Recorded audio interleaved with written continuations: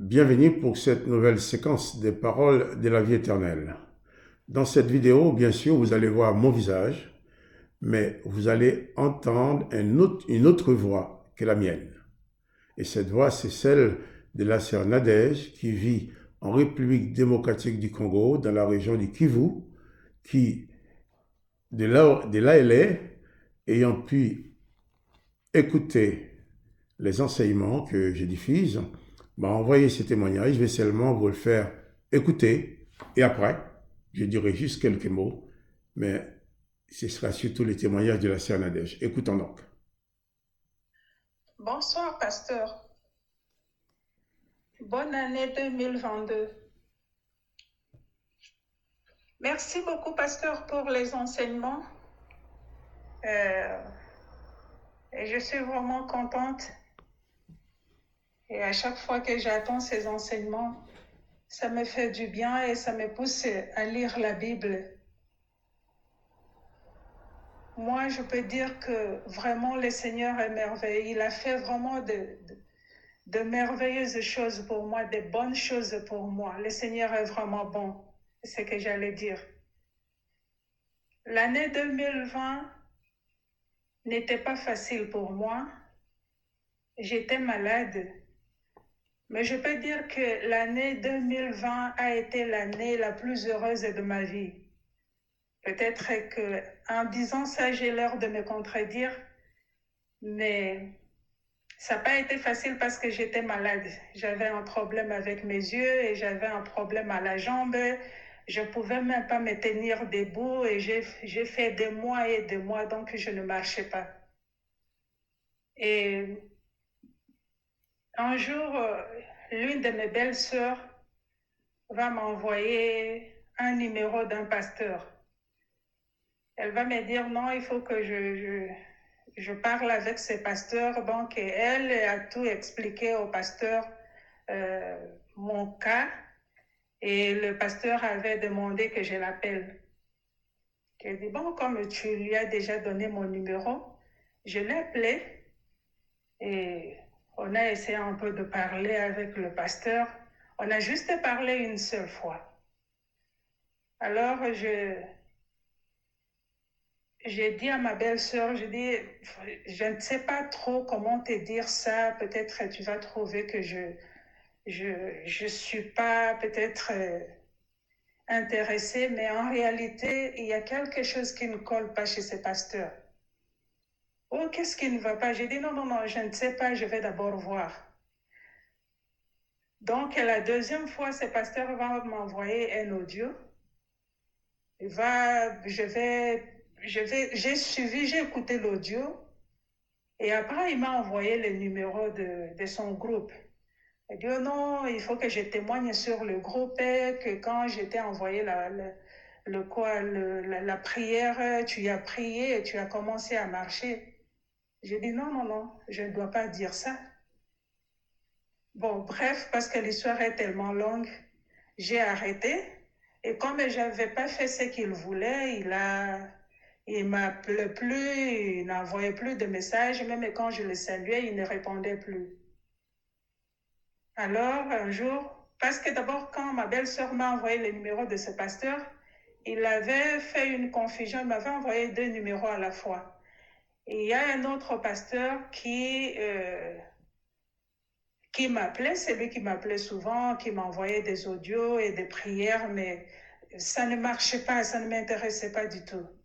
J'ai dit à ma belle-sœur que je ne peux pas suivre deux pasteurs à la fois et il y a quelque chose qui ne va pas chez ces pasteurs-là. Elle m'a dit non, il faut juste les écouter parce que ton cas est vraiment grave, peut-être et au moins peuvent te dire qu'est-ce qui se passe. Bon, je les écoutais, mais à un moment donné, tous les deux se sont arrêtés.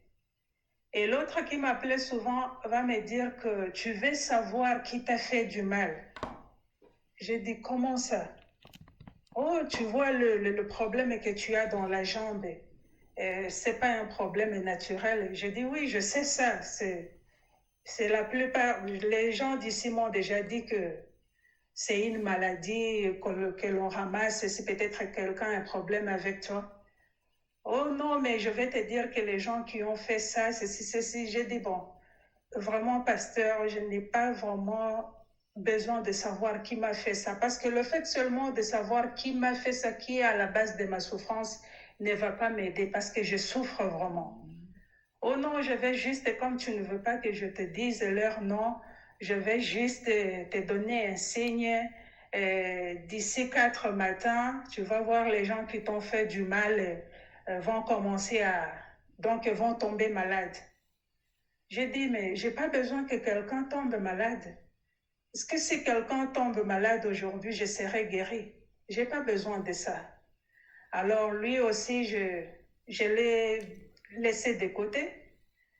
Je ne lisais plus ses messages et je me suis rappelé que papa même m'avait dit qu'il y avait des cassettes ici parce qu'avant ça, j'avais discuté un peu avec lui qu'un jour j'étais en train de lire la Bible et je suis tombée sur le passage de quoi Exode 32, la sortie des enfants d'Israël, comment l'Éternel a été fâché contre les enfants d'Israël et comment Moïse avait pris l'initiative. Il a demandé aux enfants de Lévi de tuer, que chacun tue son frère ou son parent pour calmer l'Éternel. J'étais un peu choquée, je me disais, mais comment un Dieu peut être calmé en faisant couler le sang? Et après, j'étais un peu, je me perdais vraiment. J'ai même appelé, mais je lui ai dit, j'ai lu un passage qui m'a choqué, je ne pouvais pas imaginer que ça pouvait se trouver dans la Bible. Il m'a dit, oui, mais tu n'as pas encore lu tout, il y a des passages pires que ça. C'est alors que j'ai commencé à échanger un peu avec lui, parce qu'avant, je sentais qu'il y a quelque chose qui n'allait pas, je manquais quelque chose, mais je ne savais pas si c'était quoi. Et on a échangé un peu avec lui. Il m'a dit, bon, pour que tu comprennes mieux ce que je dis, il y a les cassettes de pasteur Marc et Joseph là-bas. Essaie de mettre ça, essaie de voir si la radio est encore à bon état et essaie de mettre ça, tu vas écouter. Peut-être que tes doutes se dissiperont. J'ai dit, OK, et j'ai mis ça.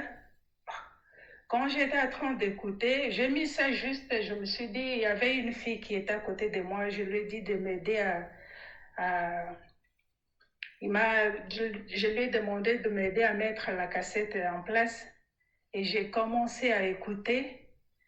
Et quand j'étais en train d'écouter, c'est comme si j'étais dans une chambre obscure et que du coup, une lumière apparaissait. Et j'avais une joie dans mon cœur que je ne savais pas comment expliquer, comment exprimer ça. Je me suis dit, ben tiens, et voilà ce qui répond un peu à ma question, à mes questions, toutes les questions que je me posais. Et j'écoutais ces enseignements et je les réécoutais. Et c'est à partir de là que j'ai compris que j'étais vraiment donc dans l'erreur.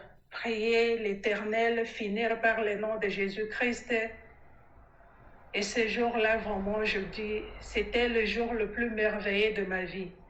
Quand j'ai compris, le pasteur a expliqué à long et à large, il a comparé le passage de l'Ancien Testament, donc comment l'Éternel réagit, comment il faisait, donc il n'y a aucune parole de bénédiction. Et il a comparé avec Jésus-Christ. Et ça m'a même donné l'envie de lire la Bible. Et c'est là que j'ai commencé à lire la Bible. Et un jour, je me suis sentie, c'est comme si toutes les douleurs que j'avais donc ne servaient à rien. Je voulais tout simplement écouter et réécouter ces enseignements. Et maintenant, je peux dire que j'ai eu vraiment une grâce exceptionnelle. Parce que grâce à ces enseignements, les enseignements aussi de la clé ISB, tout ça et tout ce que vous m'envoyez sur WhatsApp, ces enseignements, vraiment, c'est une nourriture vraiment qui m'a nourrie parce qu'avant, je n'étais pas ce que je suis aujourd'hui. Avant, j'avais l'habitude de si quelqu'un me fait du mal, et je peux ou ne pas te le dire, mais je ne vais pas te faire parler. Je peux même me faire comme ça de semaine et de semaine et je ne te parle pas. Et j'avais aussi l'habitude, si quelqu'un parle mal de la personne que j'aimais, je dois me fâcher. Et à chaque fois que je me mettais en colère, je tremblais et puis je sentais dans tout mon corps, c'est comme si je faisais une fièvre. Et après, ça prenait au moins des heures pour que je me calme et pour que la température de mon corps devienne normale. Mais depuis que j'ai écouté ces enseignements, c'est comme... c'est ce que je me dis, je ne sais pas si je fais la bonne comparaison ou bien peut-être je fais une bonne référence, plutôt j'allais dire que ce que, ce que Jésus dit dans Jean 8, verset 32, je ne sais pas si j'ai bien dit le passage ou bien j'ai oublié. Jean 8, 32, vous connaîtrez la vérité et la vérité vous affranchira. Parce que je me sens très bien quand je fais mes prières, je ne chante plus des chansons là de l'Éternel comme je chantais auparavant. Et je sais maintenant à qui j'adresse mes prières et je sais que je suis appelée à être disciple du Christ et non le disciple de l'Éternel parce que je ne peux pas être à la fois disciple de l'Éternel et disciple de Jésus-Christ.